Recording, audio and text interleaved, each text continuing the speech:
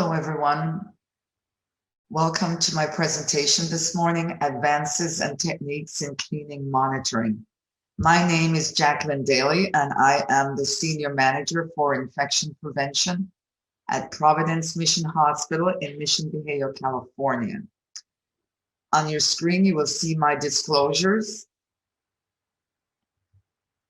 And today, our learning objectives will be to explore the role of endoscope contamination in infection transmission, as well as have some discussion around the use of rapid testing monitoring methods for manual cleaning compliance of those same endoscopes, and employ monitoring manual cleaning compliance during some of the rapid testing markers. So let's start with our first objective, which is to explore the role of endoscope contamination in infection transmission. A few years ago, the news media got a hold of the outbreaks related to endoscopes, and multiple channels carried the superbug outbreak at various institutions, and the FDA posed questions to manufacturers around the methods used for cleaning these endoscopes. This was new to the media, but this is not new to healthcare facilities. Outbreaks related to endoscope have been ongoing for multiple years, and this, again, I emphasize, was not new. The first reports were related to duodenoscopes and outbreaks with carbapenem-resistant Enterobacteriaceae. In 2013, outbreaks with this multi-drug resistant organism was seen, which required the CDC to publish an alert notifying healthcare organizations around the identification of organisms that were multi-drug resistant being used with ERCP scopes.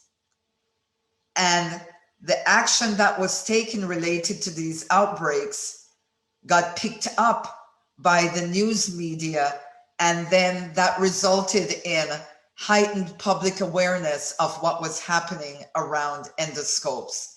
And it was a call to action for us. It was a huge wake-up call that we needed to do something about endoscope processing. And these events led to a Senate investigation into these issues. At the same time, in 2013, CDC published their first antibiotic threat report. And on that threat report were a number of organisms. One of them was the carbapenem-resistant Enterobacteriaceae. Fast forward to 2019, in the second publication from CDC, where the number of organisms now has grown on that list of urgent threats. They now include carbapenem-resistant Acinetobacter, Candida auris, which we saw a lot of recently, especially during this pandemic, and Clostridium difficile, but we also were continuing to see CRE, which remained on the list of urgent threats. So some of the challenges identified in this threat report by the CDC was that some of these germs can be spread in the healthcare environment, which could also lead to contamination of endoscopes, and also the introduction of some of these emerging threat organisms from outside of the United States. So the bottom line here is we need to have continued vigilance against serious threats like what we're referring to as nightmare bacteria, CRE, quote unquote. So this particular organism, as well as others, are now becoming urgent threats, not only through the environment, but through devices that are used to treat patients. And one of those is the endoscope. And I have provided the reference there for you to that publication from CDC. Flexible gastrointestinal endoscopes are not the only risks associated with this type of device. In a communication from the FDA, reprocessed flexible bronchoscopes were also a problem. And the FDA analysis to date has identified two recurrent themes. Number one, failure to meticulously follow manufacturers' instructions for reprocessing endoscopes, and continued use of devices despite issues around the integrity, maintenance, and mechanical issues. So one of the first recommendations from the FDA included implementing a very comprehensive reprocessing quality control program. And these programs should contain written procedures for not only monitoring, but for training and adherence to programs and documentation of equipment tests, processes, and the use of quality monitors. So why are flexible endoscopes so difficult to reprocess? Well, when you look at a flexible endoscope from the graphic shown on the left on your screen, it's clearly visible the long lumens, their complex design, and those lumens are very narrow and are difficult to clean and get to some of those hard to reach places.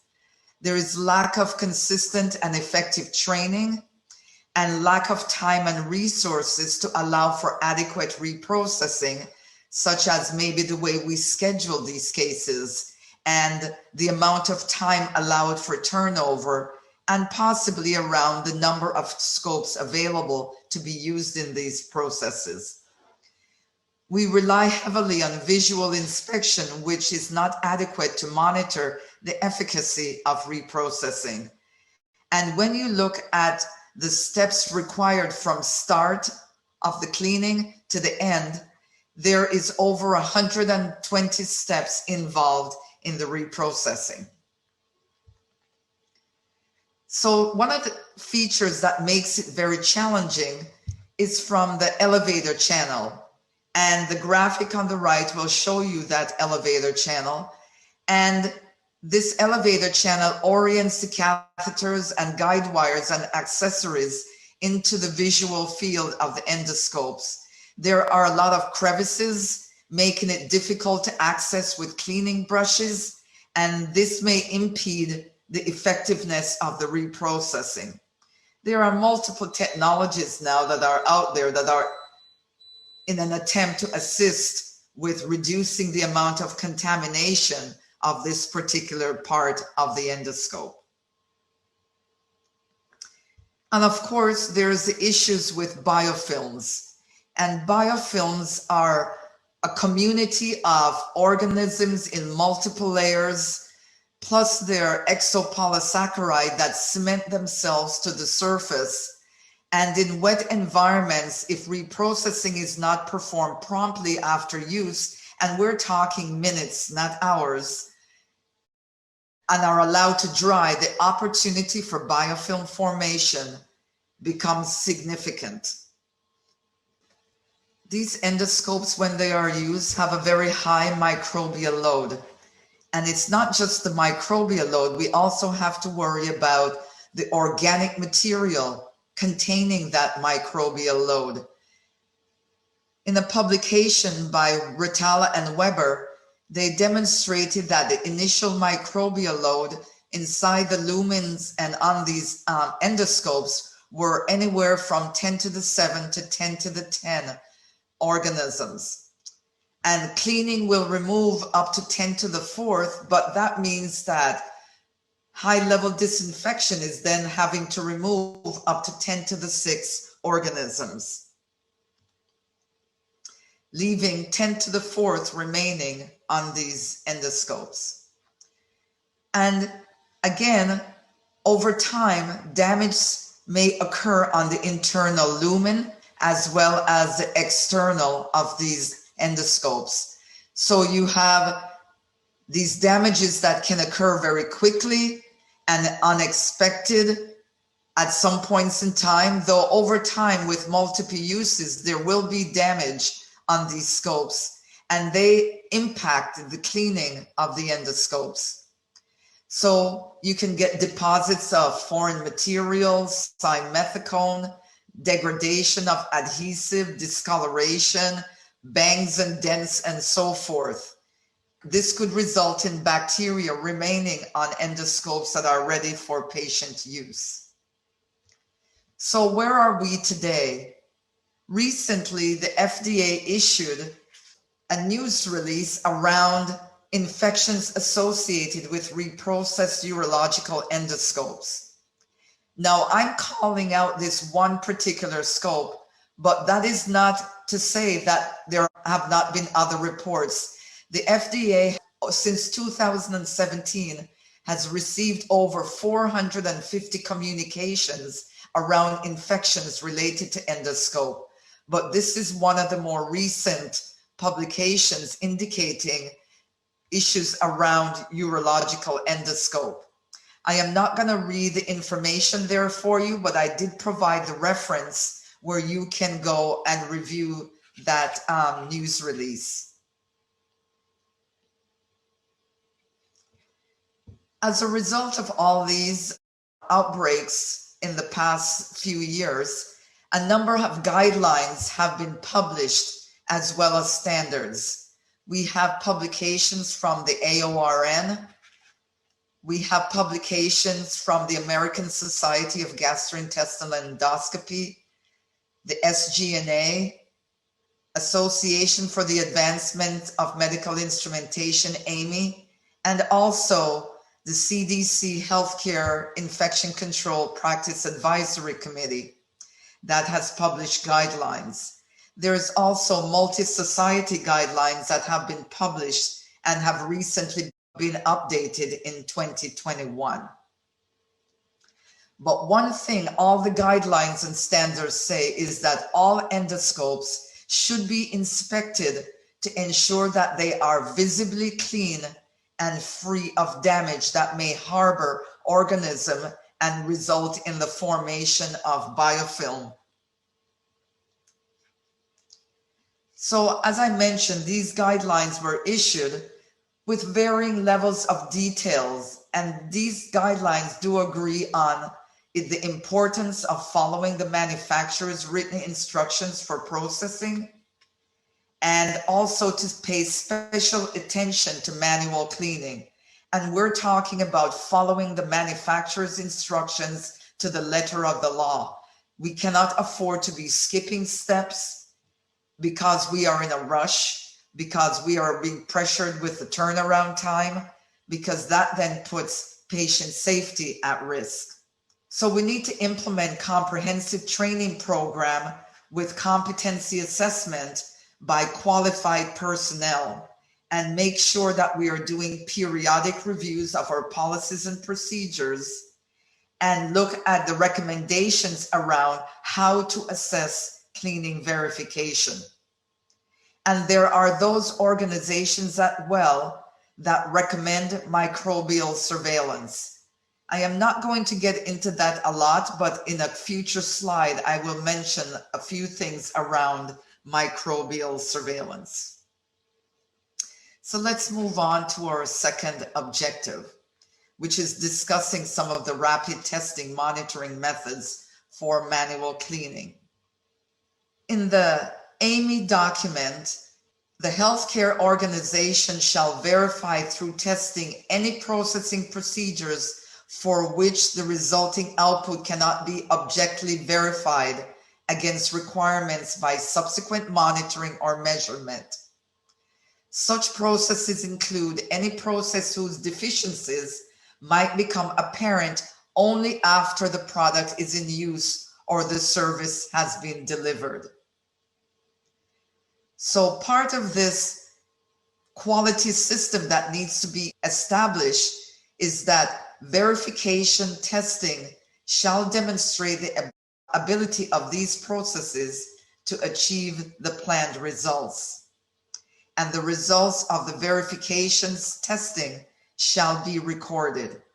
All of these things should be part of a quality management system. And I have put there the reference for you to that document that was published by Amy. And in the Amy document on flexible and semi-rigid endoscope for reprocessing in healthcare facilities, one of the items that is clearly called out is the need for quality control. And the importance of quality control cannot be understated.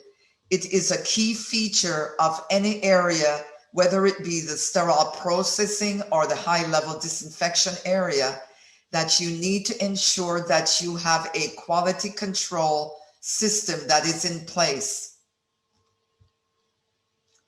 And it is very critical to the success of any reprocessing program and allows for improved performance.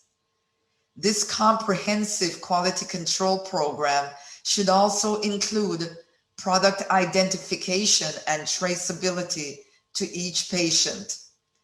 And part of that program includes verification and monitoring of the cleaning process, both devices and equipment. And there are multiple technologies out there that can assist with the cleaning verification, because some of these markers include ATP, protein, hemoglobin, carbohydrates. And these markers will provide you with a pass or fail thresholds.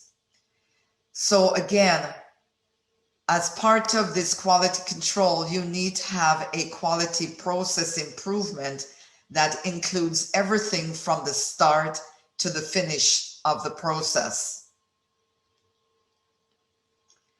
So what does a continuous quality improvement program include? Well, it's an effective means of improving the performance of any process. And as I mentioned, it encompasses the entire process from decontamination all the way back to when the product is redistributed for use and delivered to the point of care.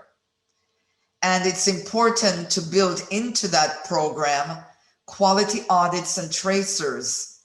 And it becomes also a part of the infection prevention and control risk assessment, which provides data that can be used for trending. And also, these quality audits and tracers need to be provided back to those areas. And it's not enough to do them, but you also need to provide feedback. And part of this process includes conducting a risk analysis, which is involved going beyond just the obvious.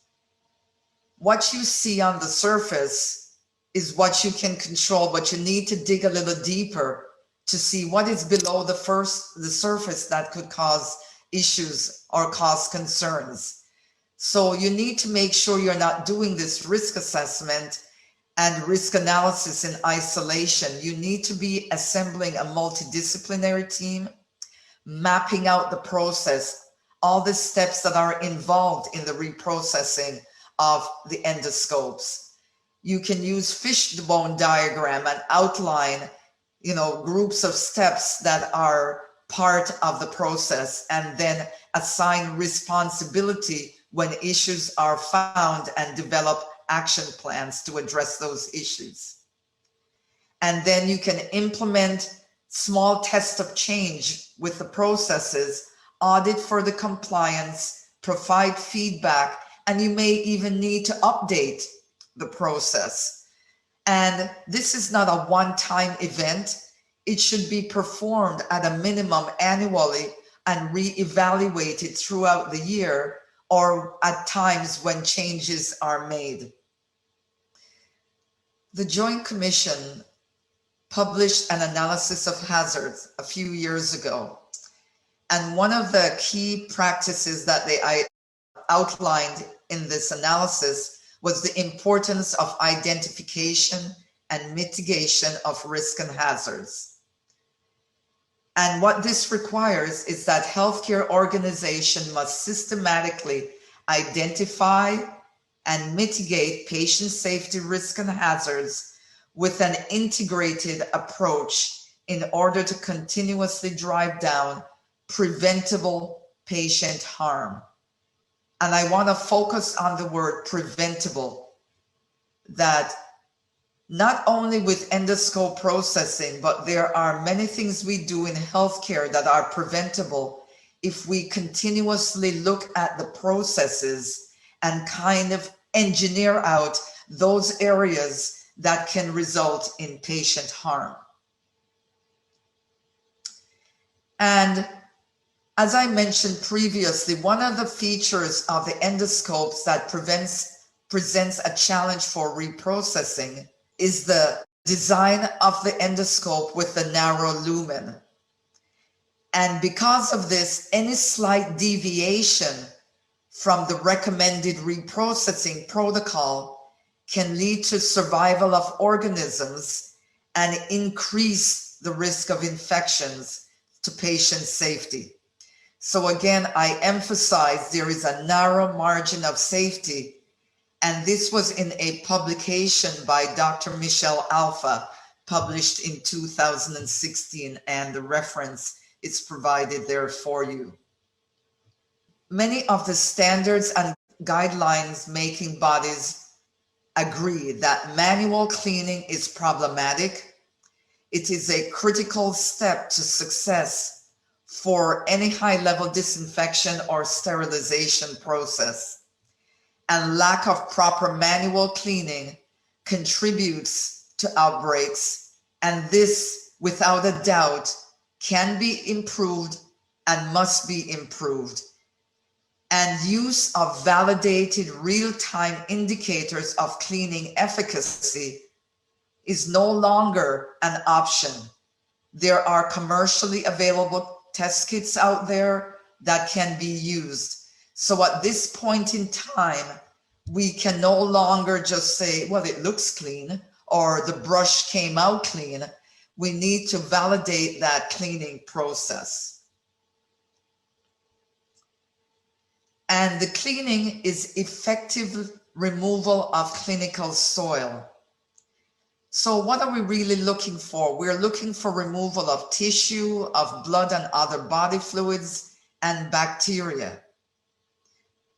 And can the presence of such soil be measured?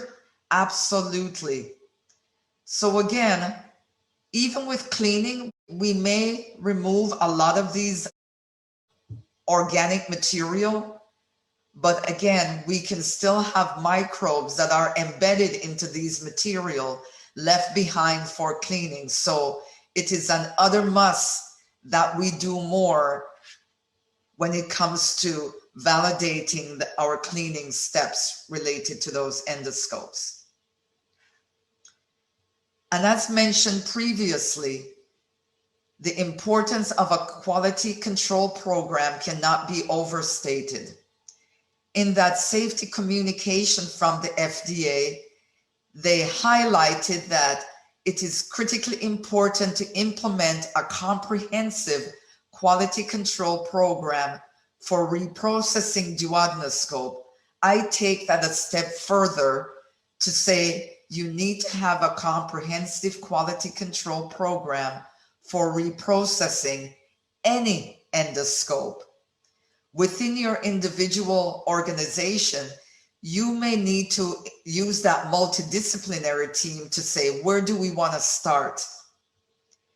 And what scopes do we want to start with? So you might determine, let's start with our high-risk scopes, but you can define for your individual organization or facility what constitute a high-risk scopes, and develop your reprocessing program with written procedures for monitoring, training, and adherence to the program, and documentation of equipment tests, processes, and use of quality monitors. So what's the role of the FDA in cleaning verification?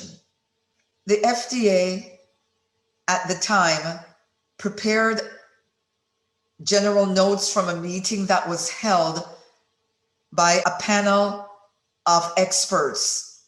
This panel identified the need for development and validation of cleaning verification steps or assays.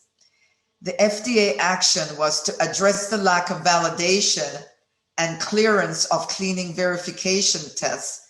They contacted manufacturers of ATP test systems, advising them of the requirements for manufacturing, testing, and labeling for medical device promoted for assessing duodenoscope cleaning.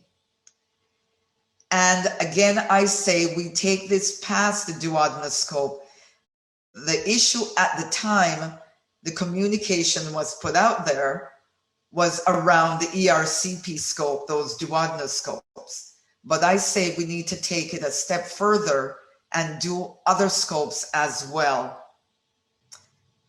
Cleaning verification cannot be overemphasized as part of quality control and should be performed immediately following manual cleaning of flexible and semi-rigid endoscope, and must be completed prior to high-level disinfection or sterilization. The terminology is cleaning verification. This step is required to determine the effectiveness of the cleaning process to remove or reduce to an acceptable level the organic soil and microbial contamination that occurs during the use of an endoscope. We can combine that cleaning verification with visual inspection methods that allow for the assessment of both the external surfaces and the internal housing of the channel. The frequency of testing of the manual cleaning step should occur on a regular basis, whether it be weekly or daily, on all types of flexible endoscope. That needs to be determined by your risk assessment that is performed by your multidisciplinary team. As I said earlier, this cannot be done in isolation. And from this, policies and procedures need to be put in place for the types of cleaning verification tests that your assessment has determined that needs to be performed. And it should also outline what will you do if there is a failure or repeated failure.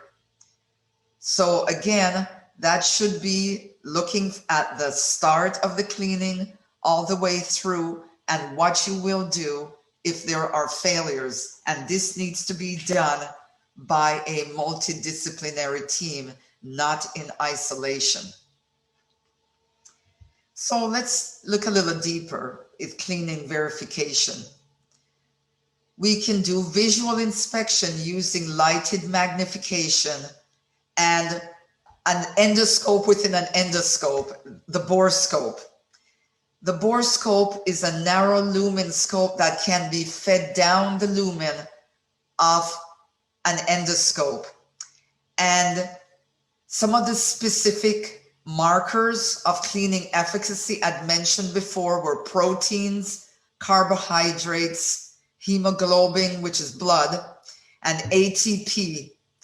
And it's important that we follow the manufacturer's instructions to the T with the cleaning efficacy monitors. We can't just say, oh, this isn't any big deal. We can just skip steps. Skipping steps is what got us into the situation that we had been and that continue to be in. So I cannot overemphasize the importance of following manufacturer's instructions for use. So let's break this down a little bit.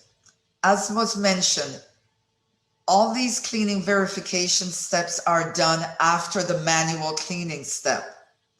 We are inspecting the external surfaces using lighted magnifications to look at cracks or corrosion, discoloration, or any retained debris on the outside of the lumen, as well as with some of the scopes at the distal end. And looking at the inner components through the use of a borescope, we can channel down that narrow lumen into the endoscope to look for any damages and any kind of scrapes and scratches, any retained organic material using that video borescopes. And what I like about this is that you can take pictures as you go down the channels and use that information for training and education and for competency. Now, I must emphasize that the borescope needs to be something that each individual that will be responsible for using it need to be trained by the manufacturer and internally have someone with expertise. The manufacturer cannot do the competency. They can provide the education and the training as to how to use it, but the competency must be done by the healthcare facility. So it's not something you just start to implement. You have to have trained individual with demonstrated competency, and that competency be documented. These are graphics that were taken from a communication that was put out by Olympus in 2019. And on the screen, these are two graphics of what is expected to be seen in the lumen of an endoscope. There's no problems here with these graphics, but I point you to that document if you're using the Olympus endoscope. And again, I am not calling out one company over another. This was a communication that came across my email that I thought was very helpful related to the borescope, and also emphasize the importance of education and training and competency so you know what it is you are looking at. And this particular document from one company, other companies may have similar information that shows you what you're looking at, what is considered normal, what is considered abnormal, what things may look differently if your endoscope has gone in for repairs, so that you're able to compare what you're seeing to what would be expected based on the age of the scope and if it's been repaired or if it's a brand new scope. So let's move on to our third objective, discussing some of those rapid cleaning monitoring that are available for your use. So there are a couple of ways of doing cleaning verification. One is through microbial surveillance. And again, rapid cleaning monitors, which are what my focus is for this presentation, such as the ATP, protein, hemoglobin, and carbohydrates. And I want to emphasize that the FDA clearly states that cleaning verification assays are intended to inform reprocessing staff whether an endoscope has been appropriately cleaned. Not that there is bacteria present or not, it's strictly for how well you have cleaned the endoscope. So these chemical tests are looking for residual soil markers, protein detection by chemical reaction. You have interpretation by a visual color change, or you can do quantitative measure of residues utilizing color chart or photometric devices. Samples can be collected by swabbing or flushing or direct application of the reagent. For example, ATP detection by a chemical reaction measures fluorescent light and is reported as a numerical value. And in this particular scenario, samples are collected either by swabbing or flushing the internal lumen or swabbing the internal and external lumens. Hemoglobin detection by chemical reaction, again, this is another one that is a visual color change or can be by quantitative measures for the residues. And again, these samples are also collected by swabbing as well or flushing. Protein detection tests can be qualitative. Some of these are quite subjective and look for the presence or absence based on a color change. The analysis of the data can be quite limiting, and validation of the data is unavailable for most of these tests. So they can, as the graphic shows, some of these tests can go from one color to another color. And you need to make sure that you're following the manufacturer's instructions completely and that you have color charts that are available that can assist with the interpretation of what is meant by the color change. And this technology is quite well known. It's not something that's new. It has been available for some time now. Other verification tests use multi-test strips, and on these test strips are 3 pads with protein, carbohydrates, and hemoglobin. These tests are also qualitative and does have some subjectivity when it comes to interpretation. However, validation data has shown little utility for protein and carbohydrate pads, as for some tests, hemoglobin is what's driving the detection of dirty scopes. And because the hemoglobin test is specific, the number of dirty scopes detected is expected to be lower when compared to current literature. So when we look at some of the other rapid cleaning verification tests, we have ATP bioluminescence. This provides quantitative numerical results, which allows for analysis of the results. You're able to validate the data, but you need to make sure that the interpretation of the data is done in a very careful and precise manner. This technology has been used to assess the cleaning efficacy for quite a number of years now in various industries. So this is not something that is just occurring just recently. This is technology that has been around for over 35 years or more and used in multiple industries. So how does it work? The bottom line from the graphic here is, we all remember fireflies or lightning bugs.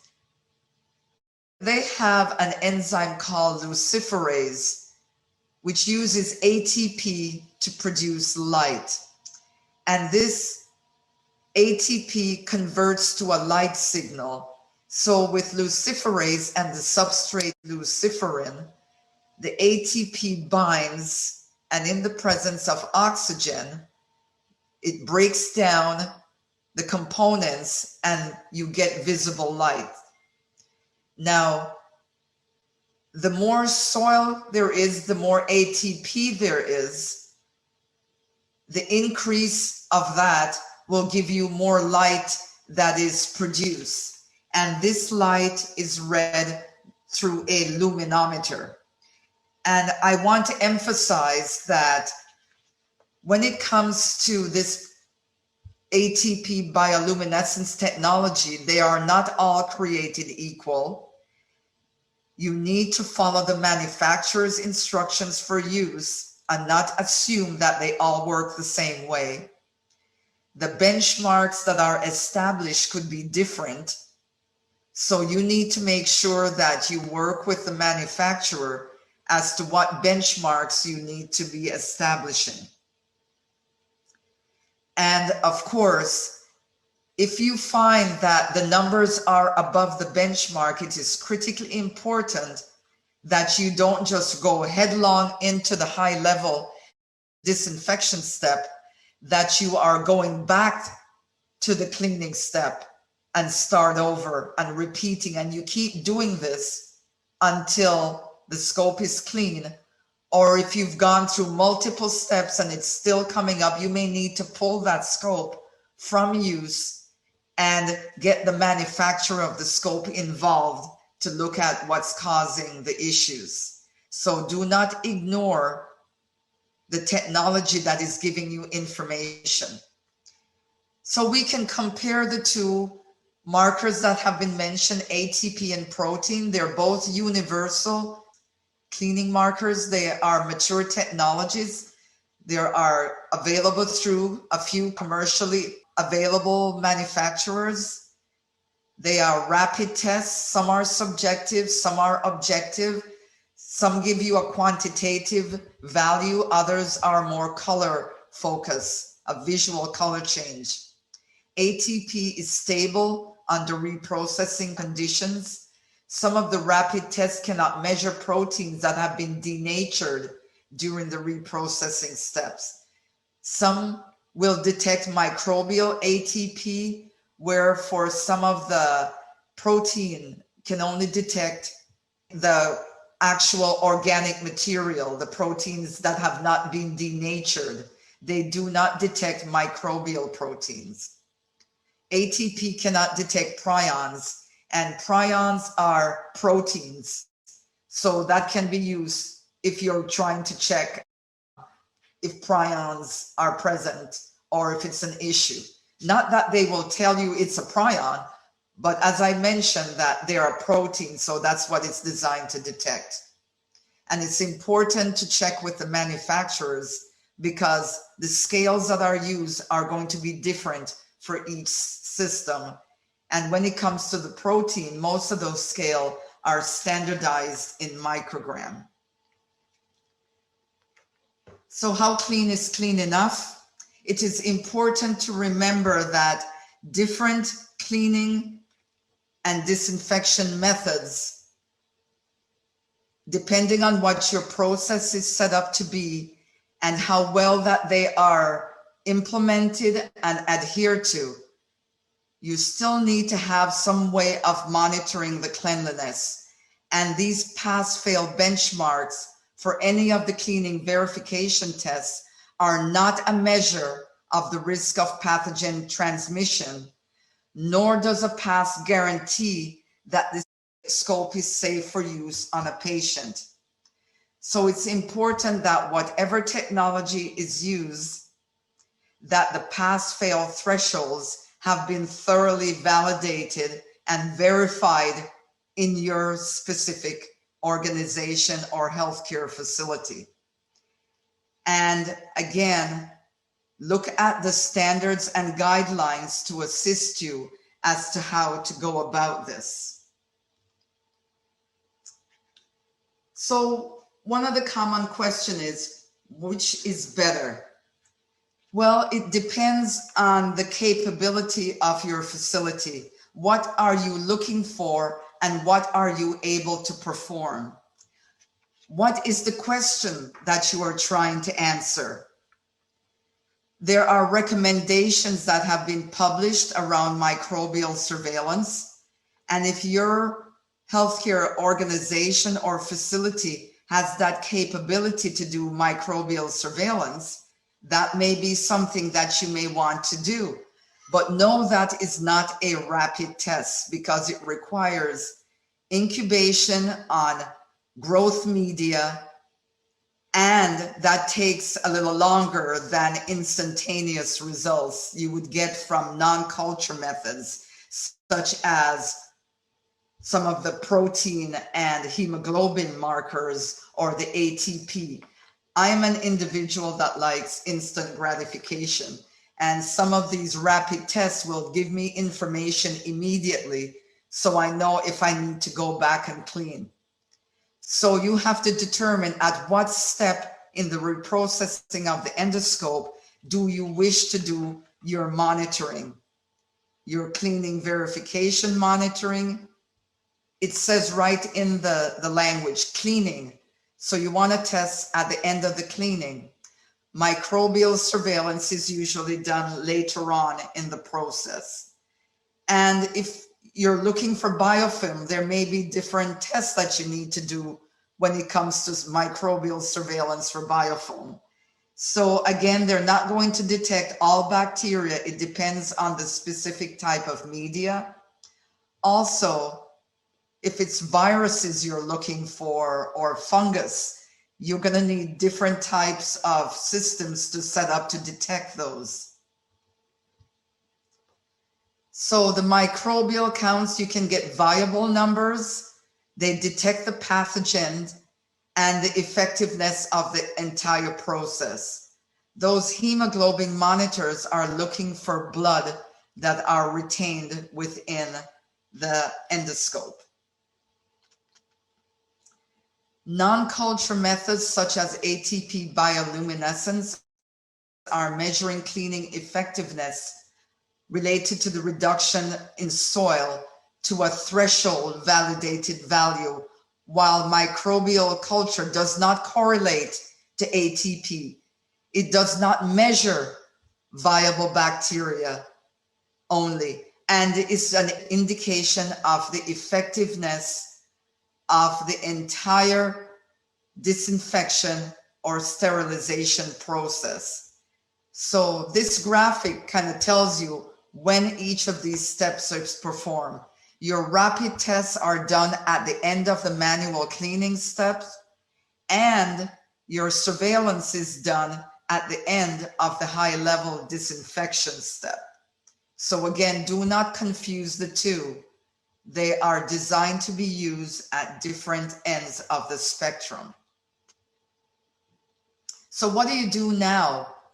We cannot continue to assume that GI endoscopy is a low-risk procedure. It is not. We need to implement quality control programs, have written policies and procedures. Training and competencies are key. And this is not a one-time thing. For each endoscope, there needs to be training and competencies done on each type. Conduct regular audits, and there needs to be continued oversight, and make sure that the manufacturer's instructions for use for each endoscope and your cleaning monitoring, those rapid tests, cleaning monitoring devices, that you have those instructions as well. And implement monitoring at multiple sampling sites with multiple scopes. Using multiple methods, you can use a combination of color remetric methods as well as with ATP. And if your organization wants to establish timelines for how you would do microbial surveillance, then you need to have those processes established and in place. So in conclusions and recommendations at the end of this presentation for you is to have a quality and effectiveness of endoscope. We need to engineer out the inconsistencies. We need to implement validated real-time cleaning verification steps using rapid cleanliness monitors, and do this routinely after the manual cleaning step. Microbial surveillance can be used, but most likely for most organizations, it's an audit tool because there are limitations of the methods and the data should be thoroughly understood. And then you need to determine what you would do with the data. So thank you very much. This concludes my presentation, and we will begin the question and answer session. Thank you. Thanks, everyone. So our first question is, why is it not a requirement that personnel that handles endoscope have a certification to do so? Well, at this point in time, it's not really a requirement, but it may be a requirement for employment, depending on where you are. Certain states may make this a requirement that anyone responsible for processing of endoscopes or anyone for that matter who works in sterile processing, needs to be certified. So it could be, just to summarize, could be a requirement of employment, could be a requirement for your state, and each individual, as part of their growth and credibility, should also think about getting certification, whether it be reprocessing of endoscope or working in a sterile processing department. So it's a growth opportunity. Could be a state requirement, or it could be a requirement to be employed at your individual healthcare facility.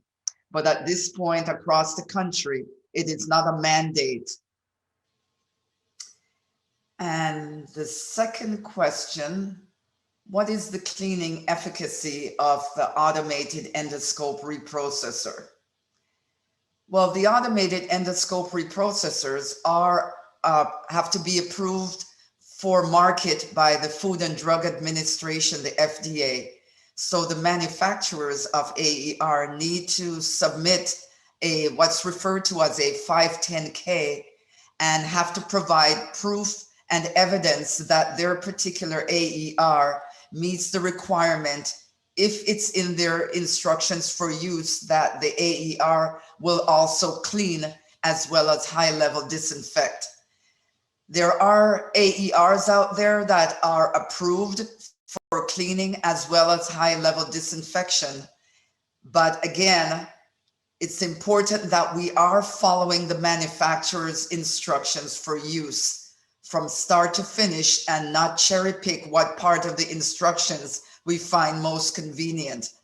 As with healthcare facility accreditation, one of the things they're going to be looking for is that you are following the manufacturer's instructions for use. And if you are challenged with following them, you need to get in touch with the manufacturer of the AER to determine if there are any issues that makes it a challenge for you to understand the instructions. But these machines are registered and approved for market by the Food and Drug Administration. The next question, what is the best practice, manual or automated cleaning in relation to rigid endoscope? Again, it's important to follow the manufacturer's written instructions for use, and those instructions needs to be the most up-to-date version. Some rigid scopes may be lumen, some may be non-lumen. So again, the bottom line is thorough cleaning at the point of use to remove any material from hardening onto the scope, and then transport properly in the rigid containers labeled as hazardous material, taken to your reprocessing department, and then they are cleaned. And then the next step, whether it be a disinfection step or a sterilization step. So the bottom line here is to follow the manufacturer's instructions as to how those scopes need to be processed, whether it be manual or automated or a combination of both. And the next question, how is material compatibility checked in the sterilizers for endoscope? I'm starting to sound like a broken record, aren't I? I apologize. But again, the manufacturers of the sterilizer and the manufacturer of the endoscope, usually they collaborate to make sure that one isn't going to be in conflict with the other, and determine what the materials are, because generally speaking, the materials need to be able to withstand high temperatures if you're using a steam sterilizer or if you're using a low temperature sterilization technology. It's important that there is some discussion between the two, the manufacturer of the endoscope and the manufacturer of the sterilizer, to see if there are temperature issues that need to be addressed, or if there are issues around the chemicals that are used to achieve sterilization. There's that collaboration there with the two. And then your responsibility of the user is then to follow the manufacturer's instructions for use, get trained by the manufacturer of the endoscope, get trained by the manufacturer of the sterilizer, and then be competenced by somebody who is validated to be able to do such competency within the healthcare facility. Next question. Do you think we'll see an increase in the use of one-time use disposable scopes? Well, that depends. What brought this all to a head was that carbapenemase resistant enterobacteriaceae outbreak around 2015, where people died from those scopes. And the main scope at that time was the duodenoscope, the ERCP scope. And so what I would recommend is that, number one, you in your organization would have to determine whether or not this is something you want to approach. And by that, I mean you get a multidisciplinary team together and decide, are we having issues with our ERCP scopes? Because again, we know that it's the elevator mechanism that's the main problem, but there could be other problems with the lumens, etc. So it's really important that you sit down as a team and determine how you want to approach this, and then decide which scopes are the ones that you want to think about going to disposable, and then look at your patient population and determine what patients would be most appropriate to use disposable scopes. Because again, you probably continue to see more disposable scopes, but that is not something that, depending on financials, depending on the volume of patients you see, depending on other methods or other items for discussion with that multidisciplinary team.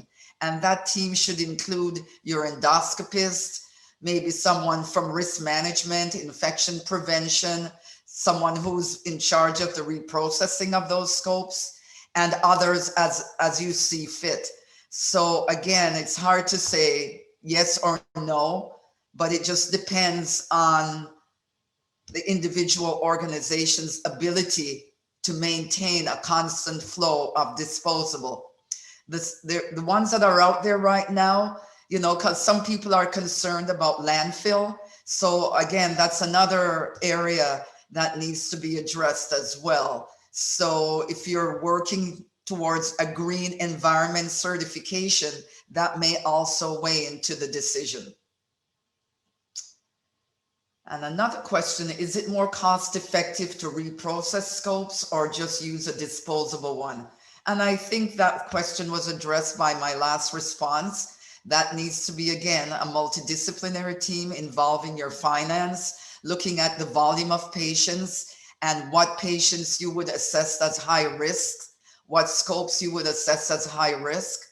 And also, again, I may add here, is how well you're doing your monitoring of the cleaning process and what you're finding from those results should weigh into the decision also. Let's see. Another question here. Do we have a technology that would resolve these challenges with reprocessing endoscope? Well, I wish I had a crystal ball that could tell me that. I know that the FDA has tasked the manufacturers of endoscope to come up with products, to come up with instructions that are easily interpreted without any confusion. And they've been tasked also with coming up with endoscopes that are more easy or are better able to be reprocessed.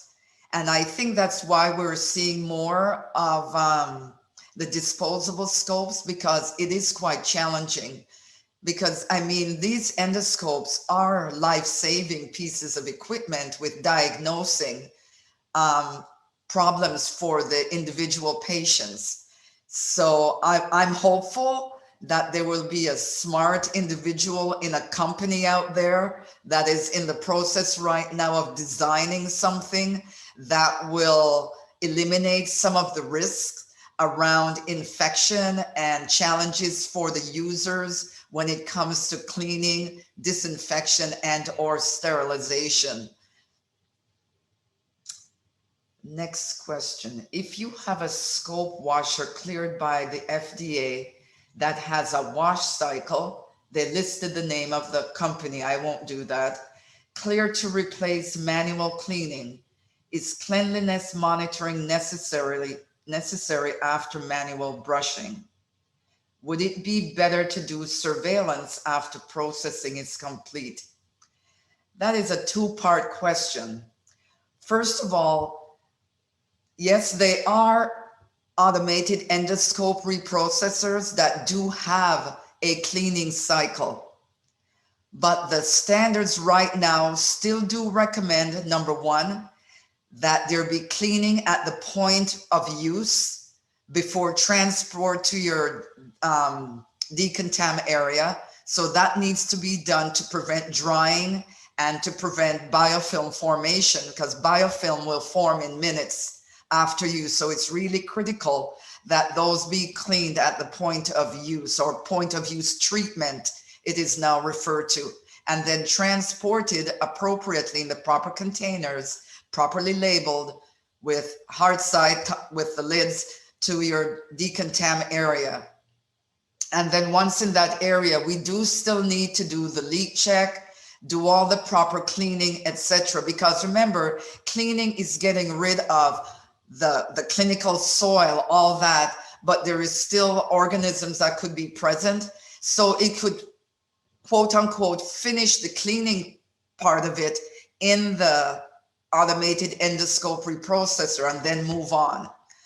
So I would say at this point, I don't think we are eliminating the AERs as a way of doing some cleaning, but neither are we eliminating the manual cleaning step at this point. And the last part of that question was, would it be better to do surveillance after processing is complete? It depends on what you're doing surveillance for. The first part of it, the cleaning surveillance, that is done after the cleaning step. And at that point, what you're looking for is the removal of biological material, clinical material, both organic, inorganic. You will remove some microorganisms, but not 100%. So what you're doing at that point is cleaning monitoring. At the end of the entire process, what you're really looking for, are there organisms still present? Meaning, how effective was the high-level disinfection process?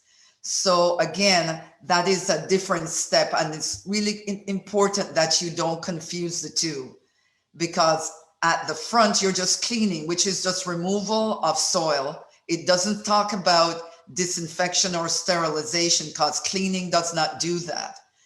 The removal of microorganisms is usually done with high-level disinfection, except for large numbers of spores, and sterilization, which is elimination of all microorganisms to the point where you're certain that you've got a sterile product out 1 in a million, okay?